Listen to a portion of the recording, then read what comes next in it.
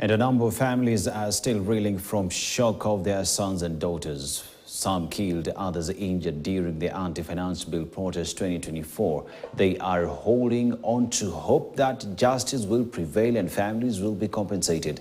As Wanjiku Wanjiru now reports, Gen Zs have come out in numbers to support the families, raising close to 30 million shillings to pay for hospital bills and burial expenses of their fellow comrades. More than 23 people were killed, 271 others injured during anti-finance bill protest.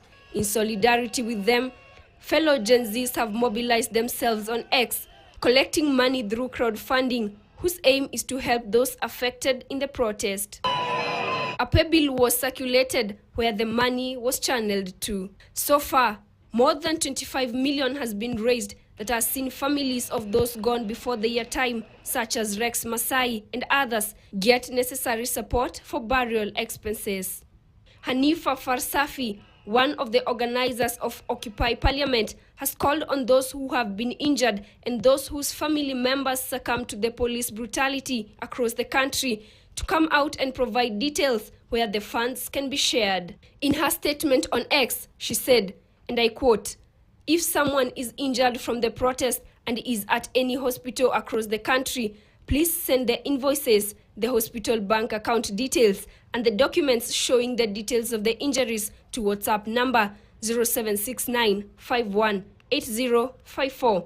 She added, and I quote, "For the burial expenses, kindly send me the post-mortem and the family's contact," end of quote. The fundraising began last week and was targeting to raise 10 million shillings. So far, the figure has been more than doubled. At the same time, independent organizations have differed with the government on the number of people who lost their lives. The politicians are asking those involved to take responsibility. The president also promised to account for the loss of lives, property worth millions of shillings that have also been destroyed. Wanjiku Wanjiru, KTN News, Nairobi.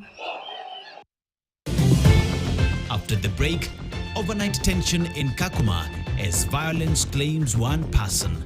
Details coming up.